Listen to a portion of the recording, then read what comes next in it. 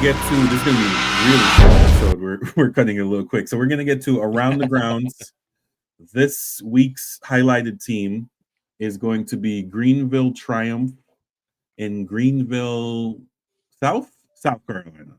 Yes, South I believe Carolina. so. Yes. No, I saw the flag right there. I was like the crescent moon and the palm tree. I don't know that. I mean, love it, but I don't get the connection. They they got are. some like sandy beaches and stuff there. Oh no, for sure. The Carolinas have like low key, sneaky good beaches. Yo, It's for just that you real. don't People think of don't it. talk Yeah, about that enough. Yes. yeah. The They're like Carolinas are oddly beautiful. There's a reason there's so many old families in that area. yeah, They and took the even like land and they're like, we're staying here. yeah. Well, luckily, parts of especially South Carolina, some of those African American communities have been there since and that land has stayed in the family. So I do Yep. respect, especially the southern part, northern Georgia. They've like really made an effort to stay in that neighborhood, no matter come hell or high water, as they like to Yeah, say. love it.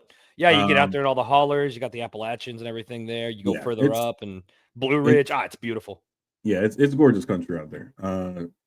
So they are building 10,000 seat stadium that's supposed to open in 2026. So the issue I'm having here, I love it. And if you notice in this picture, Brazilian legend apparently somehow found his way to South Carolina of all places. Now, I don't know if this is a marketing ownership deal where you say you're an owner just so I can use you for marketing type thing. Ronaldinho's been getting around.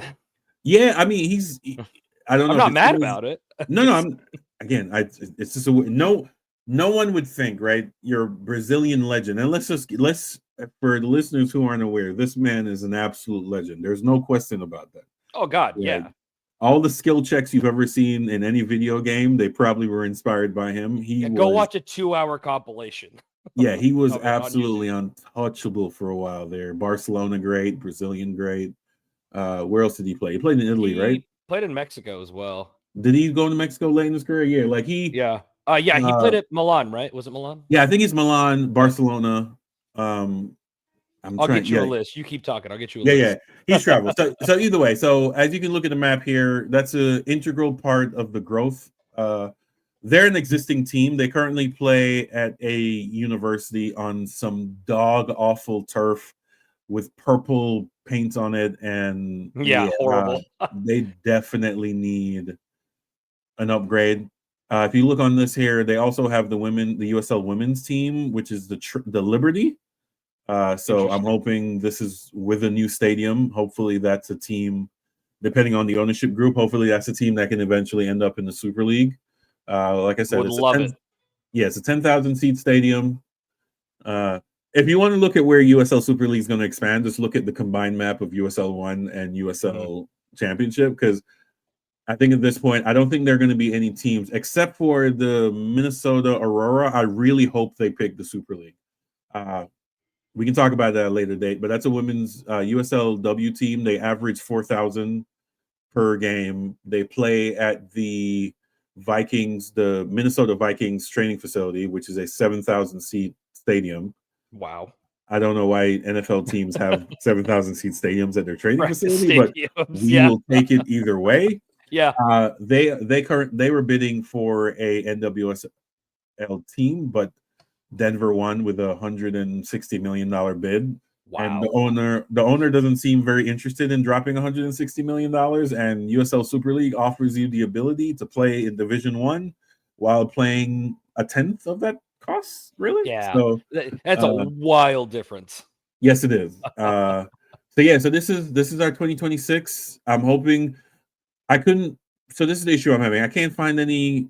We showed you Fort Wayne. They have cracked the ground, foundation poured, steel going up. This we did in March. So in March of this year, they did the ceremony. Ronaldinho came out. They moved some shovels around. They even painted the dirt, the team colors, which I thought was hilarious. And that's corny, but it's cool. No, I guess shovel ceremonies are always corny to me. I agree with you. We're breaking ground. Okay, man. Cool. And whenever they're breaking ground, the ground's already been broken because it's already been flattened out. Like, we're breaking it.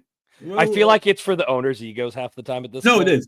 It's a new story, basically. But Right, yeah, so right. I can't find any news. I can't find new renderings. I can't find any photographs. I've been on Reddit posts trying to find anyone who lives nearby or team people like, hey, drive by and go take a picture of the stadium. I haven't gotten back yet. If I do, I will bring it up. There was an interview done by the chief operating officer, and he was being very squirrely on opening dates. He did reaffirm it is 2026, but based on that, I assume this stadium will not be built and ready for March. It will be probably they're aiming for grand opening right after final kick of the World Cup, which I think is June, end of June is when the World Cup should end. So you're saying that they're basically the FC Dallas of USL 1 right now. Stadium getting built, nightmare season, and just trying to thrive on hype right now. Yes, pretty much. Because they're having a terrible year, right? Uh, they are not doing great. They're doing better than Westchester, which is an expansion team, so I'm not really too upset about it. And by the way, I got the list of teams Ronaldinho played for. All right, he started in Grêmio in Brazil, then he went to France to PSG, then he went to Barcelona in Spain, where I think like most people will know his performances from. Went to AC Milan for a couple of years in Italy, went back to Brazil to play for Flamengo and Atlético Mineiro, which I think is also Brazil. And then he went to Mexico for a season at Querétaro. And then he went back to Brazil again and played for Fluminense, and that was it. But yeah, incredibly skilled player. Go watch his videos. Like at minimum, just look up his time at Barcelona. Yeah, and remember that he was with Messi in the early years. Yeah, he is. All right, let's just put it this way. He's one of the lost generation. He's the Kaká era. He's one of the guys who were top tier. Oh, Kaká won the Ballon d'Or. I think he was the last guy before the Messi Ronaldo run, right? I think Kaká was the last guy. Probably. I don't know that for a fact, but I think so. And then it was broken up by Modric, and then we went back to Messi, and then now that neither of them playing Europe, because we know the Ballon d'Or is very Europe centric. Oh God, yeah.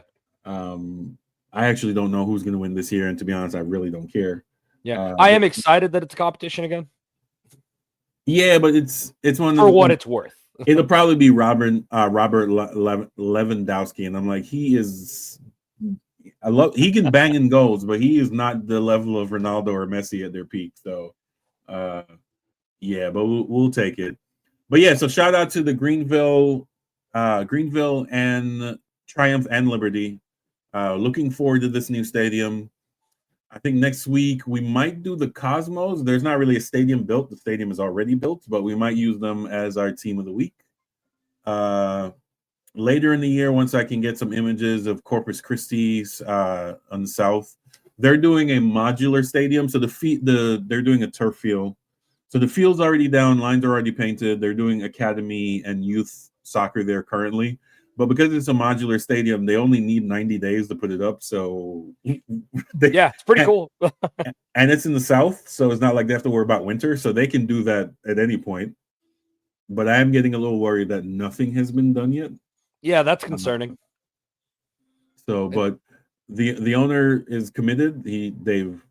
So we discussed this last time. It's 180 days is when you have to nail down whether or not a team is coming. So in October, USL has their yearly meeting early October. So all the owners are going to fly into, I think, Tampa Bay, where they're headquartered. That's when we will know which teams are playing next year. So that's when news is going to come out whether or not our local team is committed to being in the league next year. I think everyone. It's coming up quick. Yeah, the only one so the three teams I'm worried about here are Texoma, Georgia Tormenta, and Westchester. The Westchester owner, I think, rushed in order to get into the season. They're doing terrible. They're at the bottom of the table. Oh, yeah, it's a nightmare. They're averaging about 1,700. I think he was hoping to average about north of 3,000. So it really depends on whether or not he wants to commit more funds. I think all these teams will commit. Again, it's a World Cup year. Ending your team in a World Cup year, probably not the best of ideas, in my opinion. So it would be very sad. Yeah, so shout out to them. We can also just talk about, so these are the... Wait, what was your third team you're worried about? You said Westchester, Georgia, and Texoma. Oh, got it. Yeah, Texoma. So yeah, these are the scores. Yep. The optional defense optional weekend continued. We have Loudoun 2, San Antonio 5, and this really escalated like late in the game. Yeah, that game took off. I stopped paying attention at one point, and I was like, "Wait, what happened?" Yeah, and then the shootout, Tampa Bay switchbacks. So yeah, it was it's late in the season, legs are getting tired. Teams that aren't going to the playoffs are kind of giving up. So yeah, it was definitely a shootout. So shout out to lower league soccer for sure. USL. Check out. Yeah, go ahead. Did you hear about the Detroit City FC stuff that happened this past week? Yeah, they had an employee arrested. And, I think it's like their lead content creator or something like that. Yeah, it's and obviously he was fired. More interesting story about Detroit is that their privately financed stadium is now asking for almost $100 million in good times.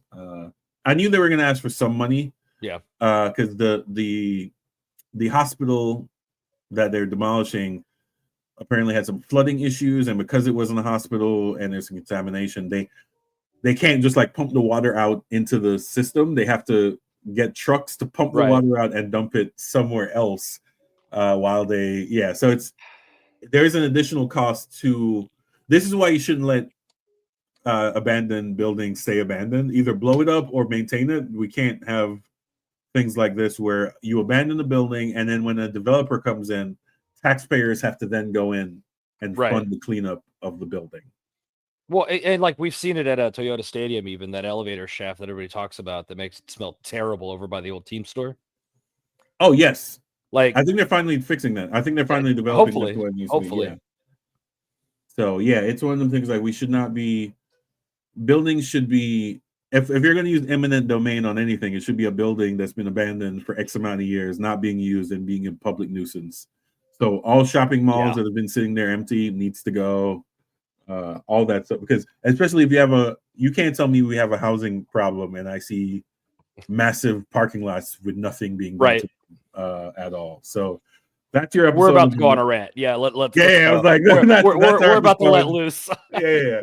That's our episode of Around the Ground. Shout out to Greenville. Like I said, next week I think we're going to do the Cosmos. That seems to be what people want to hear. That does our best numbers. We have a video from July that does 20 views a week, so we'll take it. So yeah, are there any other points or shout outs you want to make before we head out of here? No. Just support local, drink local, that kind of stuff. Keep on doing that thing. Ronaldinho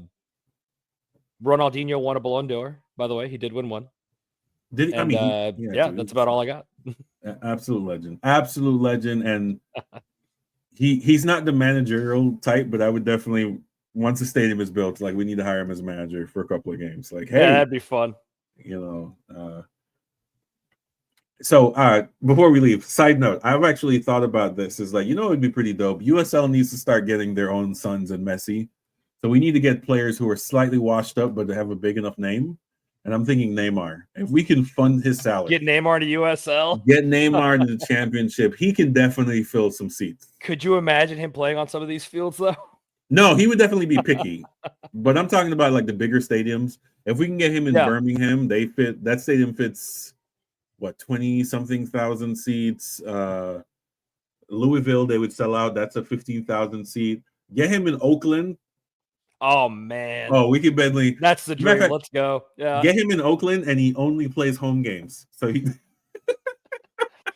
It's probably a good contract right there. Yeah. No, I'm telling. Especially he's not in Brazil's dream.